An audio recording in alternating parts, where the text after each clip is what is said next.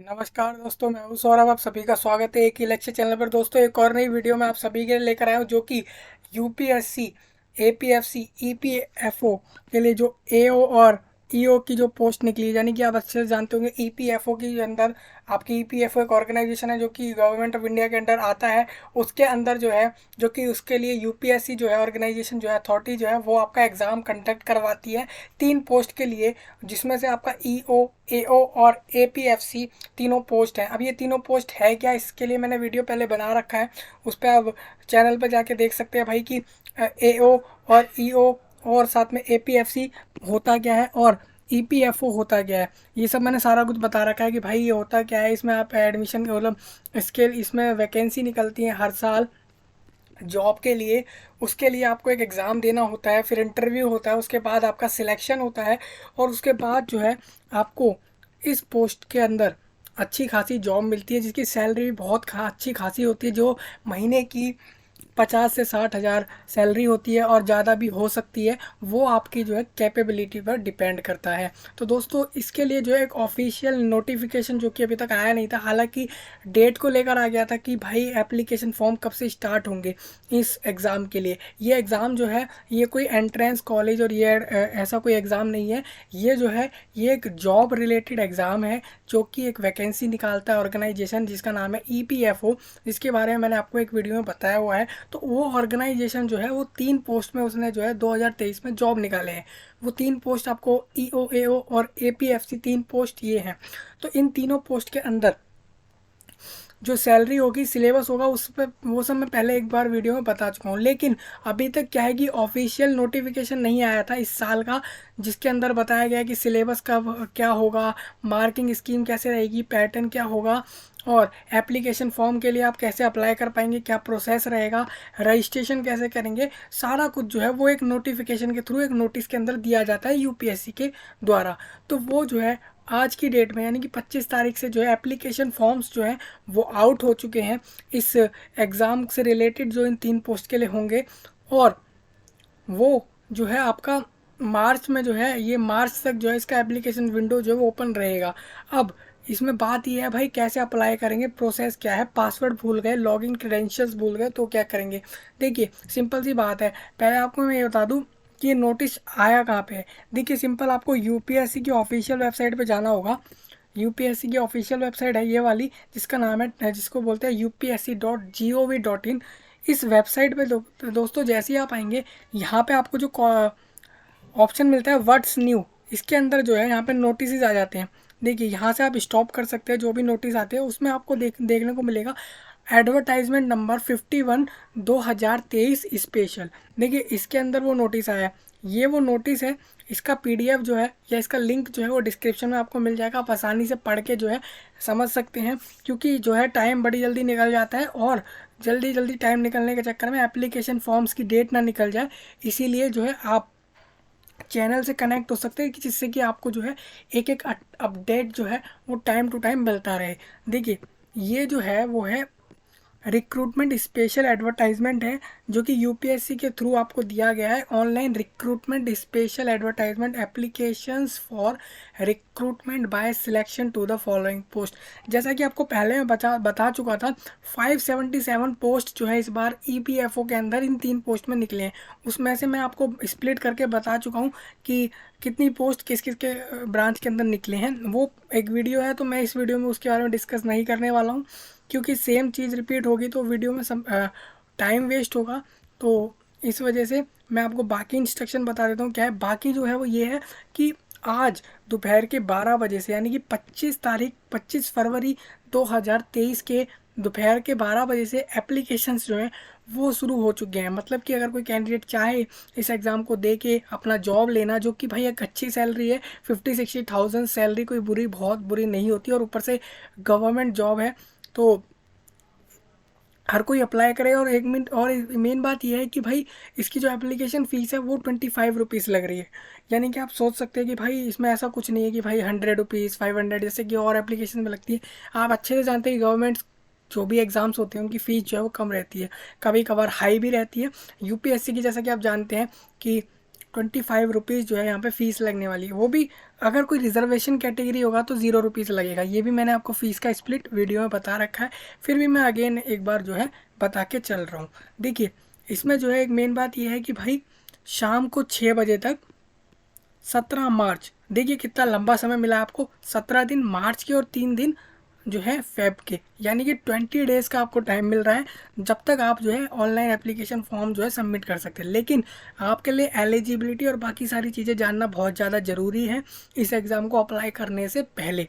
देखिए मैं आपको बताऊं कि date for determining the eligibility of all candidate in every respect shall be the prescribed closing date for submission of online application. The applicant are advised to fill in all their particular in the online recruitment application carefully, as submission of wrong information may lead to rejection through be shortlisted apart from department bye the commission. देखिए simple बोला गया है भाई, आप जो अपनी application form भरे उसमें सारी डिटेल्स करेक्ट डालें, जो चीज़ मांगी गई है वही डालें, कुछ एक्स्ट्रा और ऐसा कुछ ना डालें जिससे जो है आपका एप्लीकेशन फॉर्म कैंसिल ना हो जाए। तो रिजेक्शन के बहुत सारे केस हो जाते हैं, जैसे कि आपने मान लीजिए अनफेयर मीन्स के लिए अप्लाई कर दिया, प्रैक्टिस के लिए अप्लाई कर दिया, बाद में आप बोल रहे भाई हमने तो प्रैक्टिस के लिए अप्लाई किया था, कोई हमारा कोई एक्चुअल एम नहीं था कि हम इस एग्ज़ाम को दे रहे हैं। तो ये सारे कंडीशंस रहते हैं, तो उसको देखते हुए आप अगर सीरियस हैं तो आप इसको अप्लाई करें, अदरवाइज़ ना करें। सिंपल कमीशन ने बोला है रिजेक्ट हो जाएगा एप्लीकेशन, कोई फ़ायदा नहीं होगा। दूसरा क्या है कि date for the interview on which the short listed candidate is required to bring the print out of his her online application along with other documents as UPSC shall be intimated separately. जैसा कि UPSC ने separately आपको बताया हुआ है, वो सारे documents जो है वो प्लस एप्लीकेशन जो है आप अभी अप्लाई करेंगे इस एग्ज़ाम के लिए उसका प्रिंट आउट ज़रूर आपको लेके, जैसे मैं हर बार बताता हूँ किसी भी एग्ज़ाम के लिए आप प्रिंट आउट ज़रूर लेकर जाएं, क्योंकि वो आपसे मांगा जा सकता है। तो इसीलिए एप्लीकेशन सबमिट होने का प्रिंट आउट लेना जो है मस्ट मैंडेटरी होता है हर कैंडिडेट के लिए, चाहे वो कोई सा भी एग्ज़ाम हो। देखिए यहाँ पे जो है PWBD जो कैंडिडेट्स होते हैं, यानी कि वो पर्सन्स या वो कैंडिडेट जो कि जो है बेंचमार्क डिसेबिलिटी के साथ आते हैं, यानी कि कुछ डिसेबिलिटीज़ होती हैं उनके अंदर, उसके लिए जो है उनको छूट मिलती है और बहुत सारा कुछ जो है उनके लिए सरकार की तरफ से जो है बेनिफिट्स मिलते हैं हर एग्ज़ाम के लिए भी और हर फील्ड में। तो यहाँ पे जो है वो आपको जो है इसके अंदर बताया हुआ है, वो आप देख सकते हैं। यहाँ पे एज रिलैक्सेशन हो गया, एग्ज़ाम फीस हो गया, वो सब जो है मिल जाता है। और हालांकि जब जॉब लग जाती है तो वहाँ पे भी आपको बेनिफिट मिलते हैं, वो बाद की बात है, पहले हमारे लिए ये जानना ज़रूरी है। देखिए जैसा कि यहाँ लिखा हुआ है, a pen and paper based recruitment test RT to shortlist the candidate for interview for recruitment to the post EO AO and APFC, जो आपको पोस्ट बताई हुई थी मैंने पहले भी, उस हिसाब से है। देखिए यहाँ पे क्या है, स्कीम और सिलेबस को समझना बहुत ज़्यादा ज़रूरी है। मैं आपको बताऊँ, अगर EO और AO पोस्ट के लिए जो है स्कीम अलग है, सिलेबस अलग है। हालांकि जो APFC है उस पोस्ट यानी असिस्टेंट पब्लिक प्रोविडेंट कमिश्नर, इसकी जो पोस्ट है उसके लिए जो है अलग स्कीम और सिलेबस है। इस बात को ध्यान रखिएगा, तीनों एग्ज़ाम को मैच मत करिएगा। तीनों का जो उनका दो पोस्ट जो है EO AO, उसकी स्कीम सिलेबस अलग है और उसकी जो है अलग है। देखिए स्कीम सिंपल है, क्या है, जो पहला वाला एग्ज़ाम है आपका EO और AO के लिए, उसमें यह है कि 2 घंटे का एग्ज़ाम रहेगा, सारे क्वेश्चन इक्वल मार्क्स के होंगे और मल्टीपल चॉइस ऑफ आंसर्स आपको MCQs मिलेंगे। साथ में the medium of test will भी आपका हिंदी इंग्लिश दोनों में। ये चीज़ मैं शायद पहले भी डिस्कस कर चुका हूँ। देखिए यहाँ क्या बोला गया, there will be penalty for wrong answer, every wrong answer will carry a deduction of 1/3। जैसा पहले आपको बताया गया था कि आपका 1/3 मार्क्स जो है काटा जाता है, ईच रॉन्ग आंसर आपका पर क्वेश्चन पे काटा जाता है। देखिए सिलेबस जो मैंने पहले भी बताया था कि general English, Indian freedom struggle, current events and development issues, ये आपके जो है सिलेबस हैं। इसको आप देख लेना एक बार, लिस्ट में फाइल में चेक कर लेना। वेटेज भी आप चेक कर लेना ध्यान से। देखिए वेटेज क्या है ना, टोटल ऑल ओवर जो आपका एग्ज़ाम रहेगा उसमें से 75% वेटेज जो है वो इस एग्ज़ाम की रहेगी, जो कि रिक्रूटमेंट टेस्ट है, प्लस 25% जो है वो आपका इंटरव्यू की वो रहेगी weightage. The final merit list बनने से पहले ये चीज़ ध्यान रखी जाएगी आपके रिज़ल्ट को प्रिपेयर करने से पहले। अब देखिए APFC के लिए जो है सेम वही इन्होंने बोला है, 2 घंटे का पेपर, इक्वल मार्क्स के each questions and MCQ Hindi and English दोनों में, पेनल्टी 1/3 लगेगी। स्कीम दोनों की सेम है, बट सिलेबस समझने की बात है, सिलेबस जो है वो कहीं ना कहीं जो है इन दोनों में अलग है। जैसा कि आप देख रहे होंगे इंडियन कल्चर एंड हेरिटेज, जो कि आपको यहाँ पे नहीं देखने को मिल रहा है। तो आप समझ सकते हैं, इस तरीके से आप दिमाग में रख के चलें और इस बात को ध्यान रखें कि सिलेबस भी अलग है, स्कीम हालांकि सेम है, लेकिन इस दोनों में सेपरेट डिस्टेंस बना के आप ज़रूर रखें इस बात का। देखिए अब मैं बताऊं, ये जो एग्ज़ाम होगा ये आपका पूरे इंडिया के अंदर होने वाला है। 79 सेंटर्स जो हैं इस एग्ज़ाम के होने वाले हैं पूरे इंडिया के अंदर, मतलब कि अगर आप देखें तो 79 जगहों पे आपका ये एग्ज़ाम होगा पूरे इंडिया के अंदर। इसमें से कहीं ना कहीं आपका स्टेट या कहीं ना कहीं आपके स्टेट के आसपास का सेंटर ज़रूर लिखा होगा। इस बात का आप ध्यान रखें, हर स्टेट में कोई ना कोई सेंटर होगा ही होगा। आप इतना जानती है 29 स्टेट्स हैं और सेंटर 79 है, तो हर स्टेट का 1 से 2 सेंटर तो होगा ही होगा।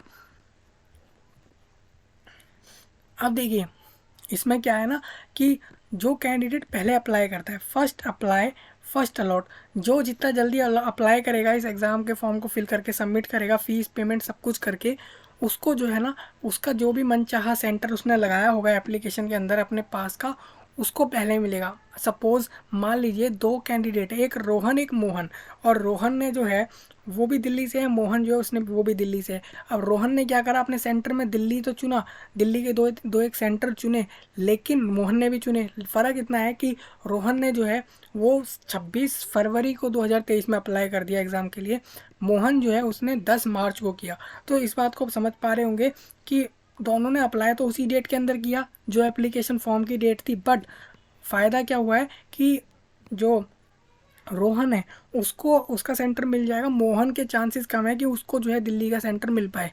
उसको हो सकता है कि जो कमीशन बोले वो सेंटर मिले, या फिर जो उसने मोहन ने अपने प्रेफरेंस में दूसरे या तीसरे नंबर पर सेंटर रखा हो वो उसे मिले। इस बात को आप समझ पा रहे होंगे कि भाई जो पहले अप्लाई करेगा उसको पहले सेंटर मिलेगा।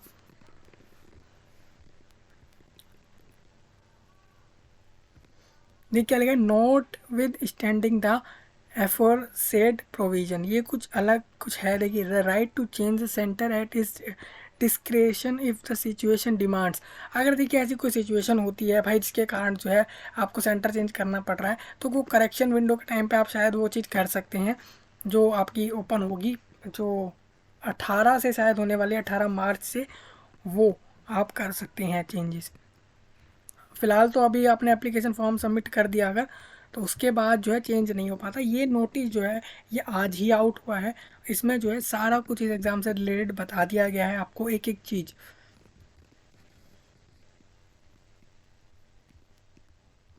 देखिए the application of a candidate in those case a certificate of eligibility necessary may be consider bye the commission and if recommended for appointment the candidate may also be provisionally appointed subject to the necessary certificate being issued in his favour by the government of India. देखिए अगर आप certificate का कुछ लगा रहे हैं reservation के उस पर, तो आपको सर्टिफिकेट ज़रूर लगाना पड़ता है, इस बात का आप ध्यान रखें। देखिए एज लिमिट भी यहाँ पे फिक्स है, 35 जो है वो एज है मैक्सिमम, उसके ऊपर जो है कैंडिडेट अप्लाई नहीं कर सकता अगर वो अनरिजर्व में आता है। रिजर्व कैंडिडेट के लिए जो है कुछ जो है एज में जो है वो छूट है, यानी कि उसको जो है बेनिफिट है वहाँ से। देखिए अब यहाँ पे जो है ना क्वालिफिकेशन जानना बहुत ज़्यादा ज़रूरी है, क्योंकि बिना क्वालिफिकेशन के जो है आपसे मतलब बताना होगा आपको कि भाई जो इन्होंने बोला है उतना तो क्वालिफाई आपको होना ही होगा अगर ये एग्ज़ाम देना है तो। जो क्वालिफिकेशन और वो सारी बात मैंने शायद वीडियो में कर दी थी, वो आप उसको देख सकते हैं। मैक्सिमम जो मैंने आपको उस नोटिफिकेशन में बताया था ऑलमोस्ट सब वही जो है इधर बताया हुआ है।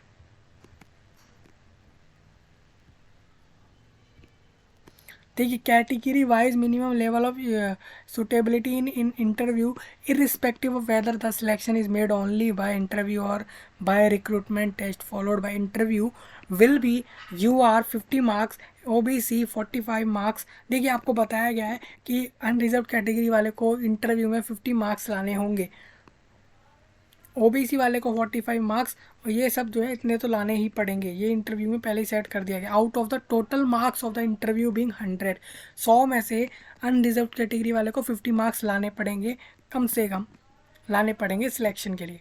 यहाँ पे आपको वो चीज़ बताई गई है, आप इसको ध्यान से देख लेना, एक एक चीज़ को यहाँ पे लिखा भी है इम्पोर्टेंट। जैसा कि मैंने आपको बताया 17 मार्च तक शाम के 6 बजे तक आप अप्लाई कर सकते हैं। इसका मतलब क्या है कि जो 16 मार्च होगा उसके अंदर जो है रात के 12 बजे तक अगर आप पेमेंट कर रहे हैं तो कर पाएंगे। कैश वाला, ऑनलाइन वाला तब तक ओपन रहेगा जब तक जो है एप्लीकेशन विंडो ओपन है। इस बात को ध्यान रखना। अगर कोई कैंडिडेट गलती से भी ये मिस्टेक कर देता है, क्या मिस्टेक, कि वो जो है 16 तारीख की रात निकल गई और वो 17 तारीख को जो है उसने चेक जो है अपना उसका प्रिंट आउट तो ले लिया, बट वो कैश से पेमेंट करने के ऑप्शन को जो है चूज़ करता है, और अगर वो 17 तारीख को जाता है किसी बैंक में अपनी पेमेंट करने, तो खासकर बोला गया एसबीआई बैंक, एसबीआई ब्रांच से, तो उसको जो है पेमेंट नहीं करने का मौका मिलेगा और उसका एप्लीकेशन रिजेक्ट हो जाएगा। इसीलिए online payment is the best method for this application. इस बात को आप ध्यान रखना। देखिए ऐसा भी हो सकता है, यहाँ पे क्या है ना, 25 रुपीज़ लग रहे हैं दो पोस्ट, एक पोस्ट के लिए। आप समझिए जैसे ईओ और एओ, वो तो आपके रैंकिंग पे डिसाइड करेगा कौन सी पोस्ट मिलती है, लेकिन यहाँ पे दो तरीके से बांटा गया है पोस्ट को। ईओ एक, ईओ एओ वो अलग पोस्ट है और एपीएफसी अलग पोस्ट है। अगर आप दोनों के लिए अप्लाई करना चाहता है कोई कैंडिडेट, उसको 50 रुपीज़ पे करने होंगे। दोस्त candidate to wish for the single post, उसको जो है 25 रुपीज़ पे करने होंगे। तो इस बात को ये ध्यान रखना। आप कोई कैंडिडेट सोचे भाई हमने 25, ये बात, ये बहुत सारे लोगों का डाउट रहेगा कि भाई 25 रुपीज़ का फ़ी पेमेंट कर दिया और हमने जो है सारी पोस्ट के लिए अप्लाई कर दिया। ऐसा नहीं है। 25 रुपीज़ जो है एक पोस्ट के लिए लगेगा। आप सोचेंगे आप 3 पोस्ट, तो 3 पोस्ट के 50 रुपीज़ लगने वाले हैं, और एक पोस्ट के लिए जो है आपका 25 रुपीज़ लगेगा। देखिए दोबारा समझा देता हूँ। ईओ एओ के लिए 25 रुपीज़, एपीएफसी के लिए 25 रुपीज़। अगर आप तीनों के लिए अप्लाई करेंगे तो 50 रुपीज़, इस तरीके से।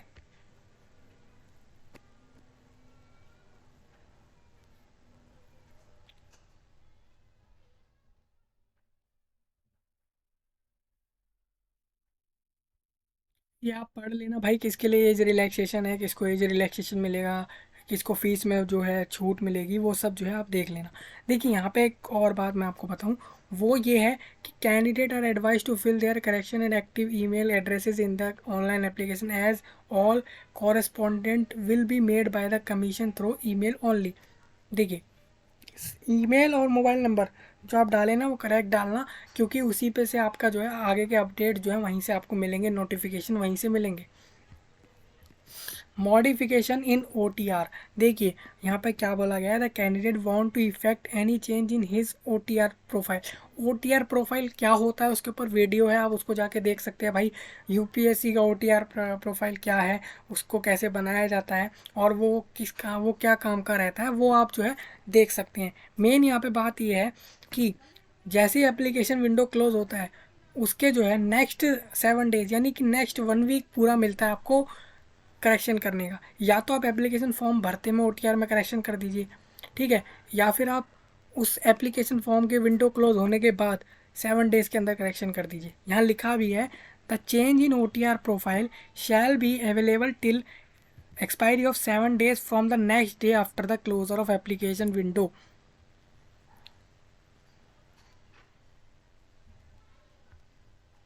और लास्ट मॉडिफिकेशन जो है आप कर सकते हैं कब तक, जैसा कि आप देख सकते हैं 17 मार्च के बाद 24 मार्च को जो है 7 दिन पूरे हो जाएंगे, उसके बाद कोई करेक्शन भी नहीं होगा, कुछ भी नहीं होगा। सिंपल आप इस बात को देख सकते हैं।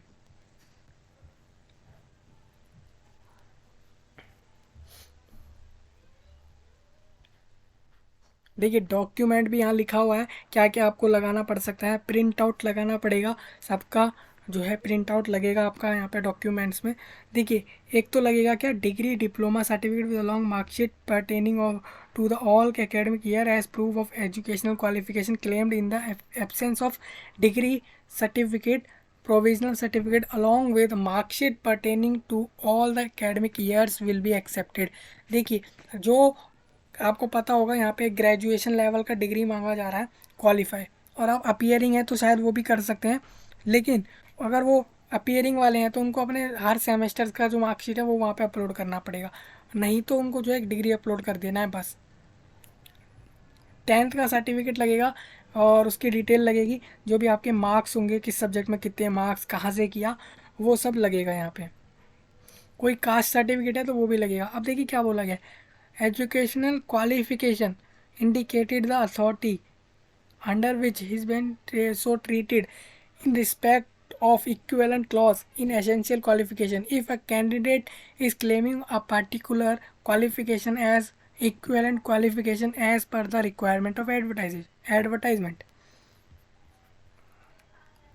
देखिए, सिंपल होता है, आपका एक फ़ोटोग्राफ लगता है, एक सिग्नेचर लगता है और एक कोई आईडी प्रूफ लगता है, प्लस आपका अगर, और यहाँ पे क्वालिफिकेशन में आपका 10th-12th का मार्कशीट का डिटेल लगेगा, प्लस आपका जो है ग्रेजुएशन लेवल का डिग्री लगेगा, अगर आप अपीयरिंग है तो पिछले सेमेस्टर का मार्कशीट लगेगा। सिंपल, ये है आपका डॉक्यूमेंट्स में। देखिए, मैरिज के जो मैरिड कैंडिडेट होगा उसके लिए जो है वो अलग चीज़ें बताई गई हैं, क्या क्या लगेगा।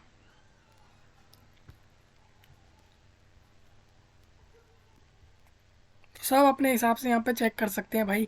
कोई कैंडिडेट किसी सिचुएशन से है, किसी कंडीशन का है, कोई किसी कंडीशन का है, तो उसको अपने अपने हिसाब से फुलफ़िल करनी है जो रिक्वायरमेंट जो कि एप्लीकेशन में मांगी जा रही है।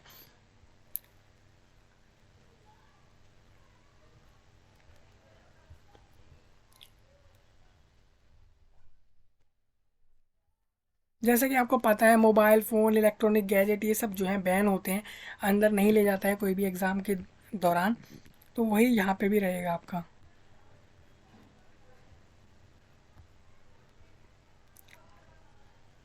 देखिए, यहाँ पे इन्होंने एक और चीज़ क्या बोली है, इन्होंने ये बोला है कैंडिडेट को, देखिए एप्लीकेशन फॉर्म जब वो फिल करेगा उसके लिए इंस्ट्रक्शन ये है कि candidate will require to complete the application form containing 2 stages, part 1 और पार्ट 2। जैसा कि यूपीएससी आईएएस का होता है फॉर्म फिलिंग में, सेम इसी तरीके से रहेगा। पार्ट 2 और पार्ट 1 सेपरेटली फिल करे जाएंगे, 2 पार्ट में आपका एप्लीकेशन फॉर्म फिल होगा, सबमिट होगा।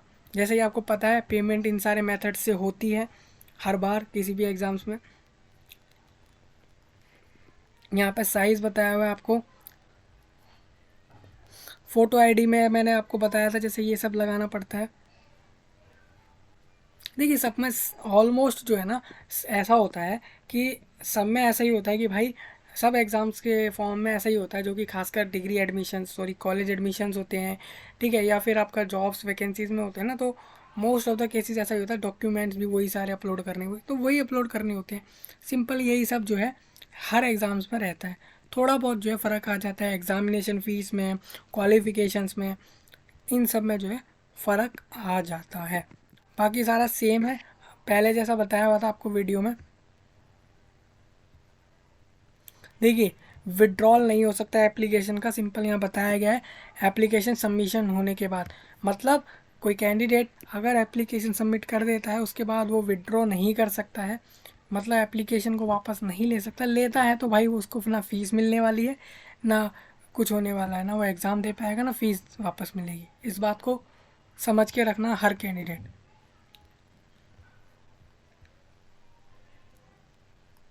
देखिए, इस तरीके से क्वेश्चन पेपर आपको दिखने वाला है।